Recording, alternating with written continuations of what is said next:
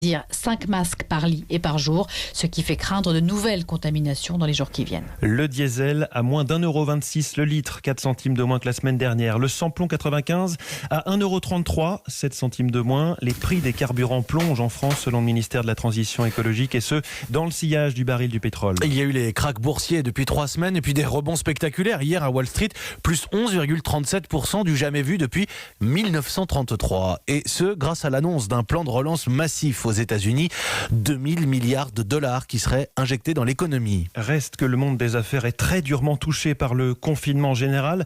L'impact, même sur les très grandes entreprises françaises, est vertigineux, Emmanuel Dutheil.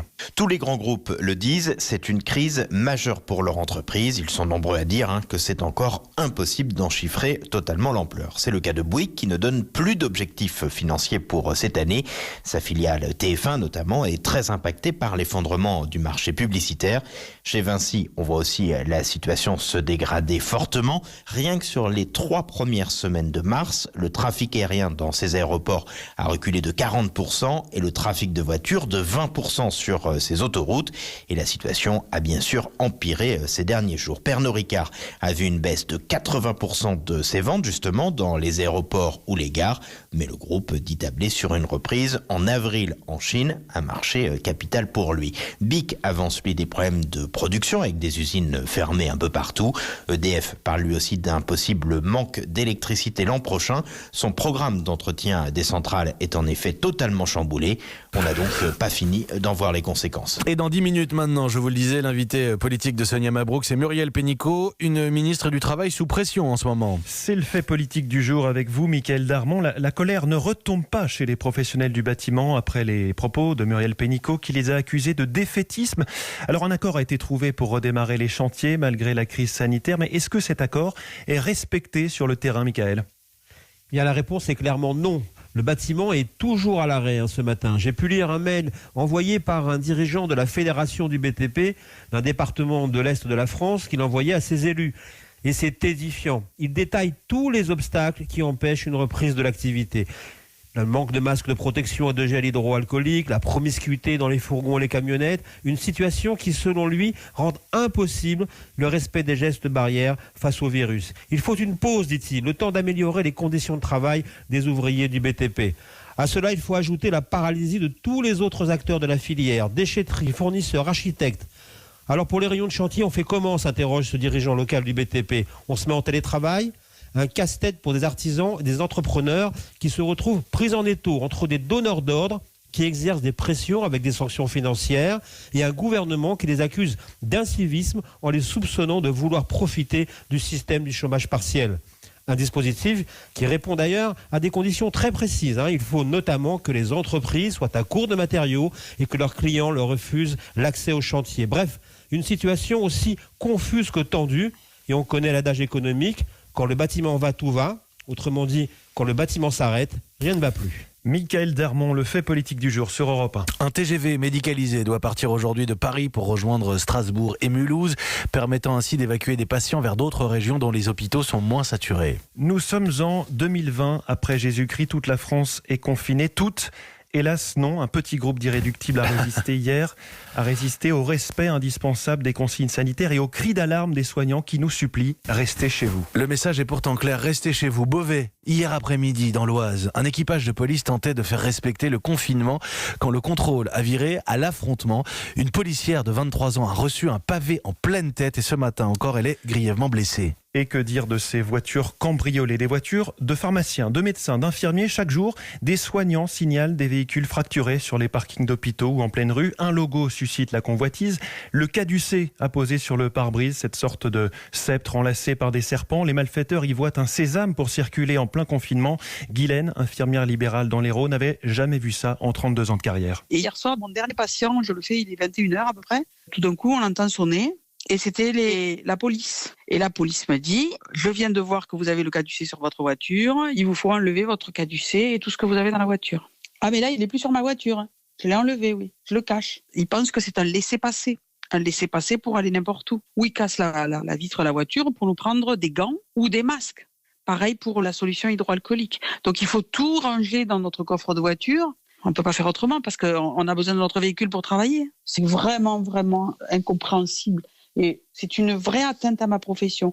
Et ce que je ne comprends pas, c'est on peut nous applaudir le soir à 20h, mais si on a des gestes à l'encontre des soignants, mais qui va soigner les patients s'il n'y a pas ces soignants qui sont des experts ? Personne n'est en capacité à le faire. Personne. Guylaine, une infirmière jointe pour Europe 1 par Jeanne Bergaoui. Après plusieurs jours d'hésitation, l'annonce du report des Jeux Olympiques est tombée hier. Ça s'appellera bien Tokyo 2020.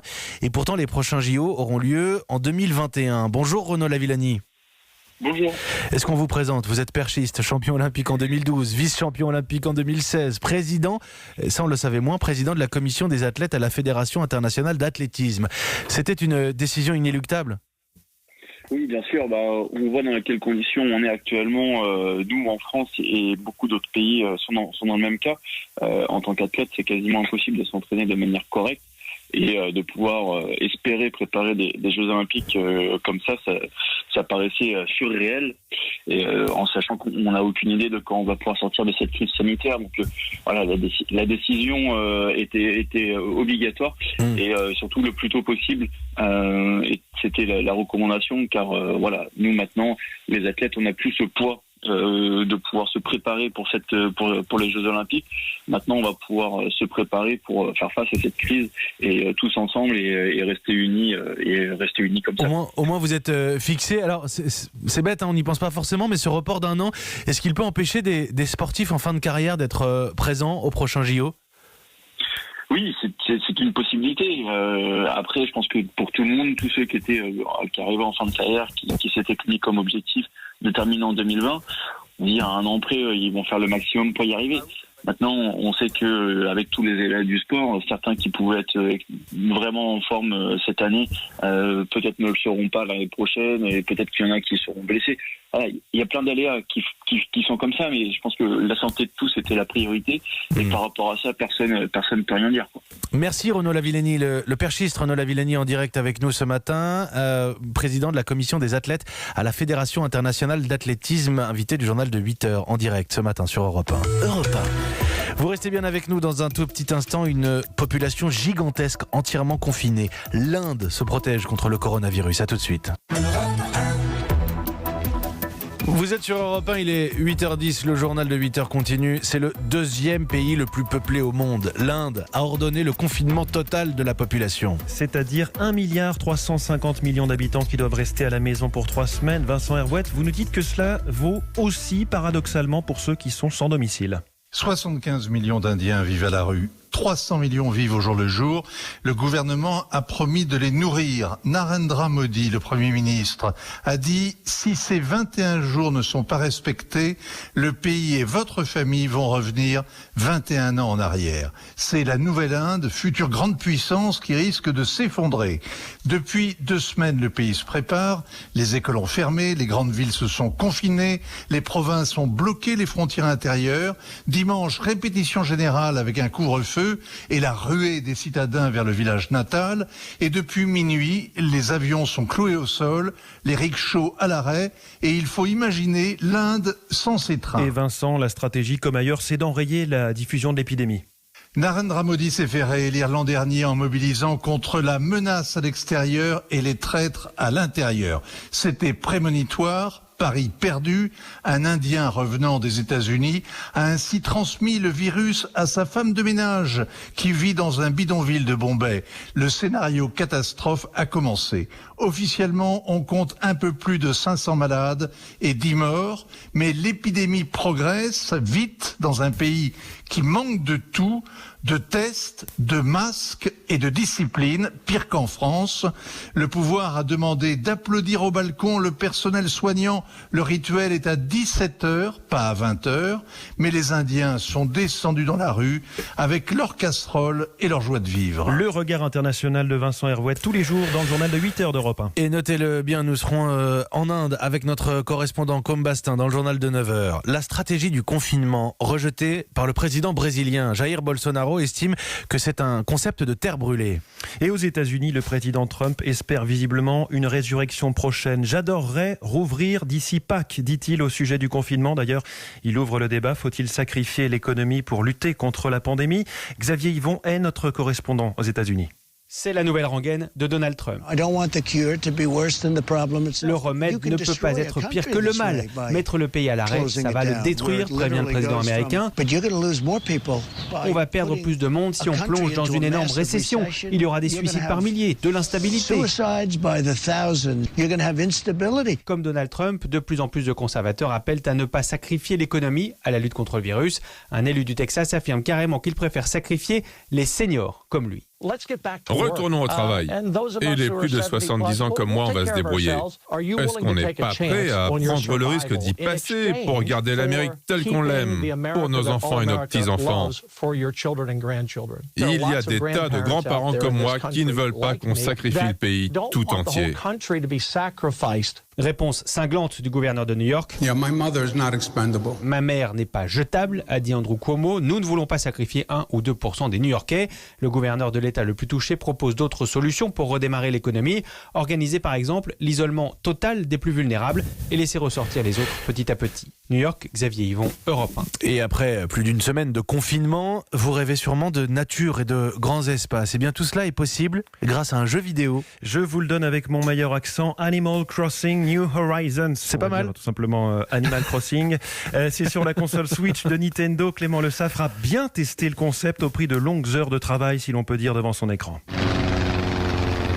Embarquez à bord de la Dodo Airlines, direction votre propre île déserte avec quelques compagnons de voyage. Vous débarquez pour y vivre la vie de vos rêves, à vous, les arbres fruitiers, les papillons qui virevoltent et les plages de sable fin.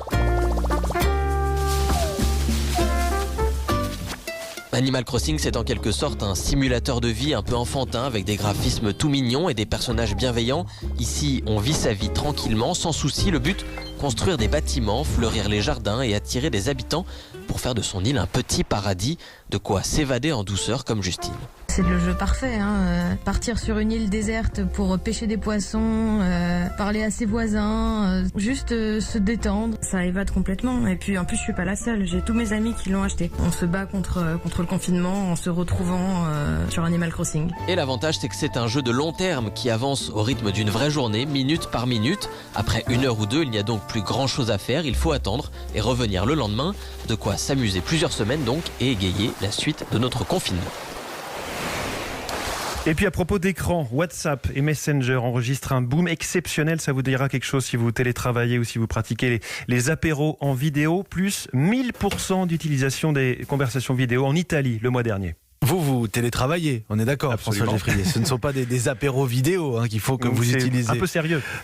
Un peu sérieux, évidemment. Tiens, puisqu'on parle d'écran, je reprends votre transition. Ça fait partie de la liste des addictions possibles. Alors bien sûr, les pires, l'alcool, le tabac, les drogues, les anxiolytiques, mais aussi les jeux vidéo, les écrans. On va parler des comportements addictifs entre 9h et 9h30. Ce sera avec le président de la Société d'addictologie, le professeur Delille, qui sera là pour répondre à vos questions. 3921, le hashtag Radio Ouverte, vos témoignages, vos comportements ou ceux de vos proches ont-ils changé pendant cette période de confinement? Après une semaine, on sait que le moral est en baisse. Vous le lisez sur europe1.fr, notre sondage baromètre BVA quotidien. N'hésitez surtout pas à témoigner ce matin, 3921 et le hashtag Radio Ouverte.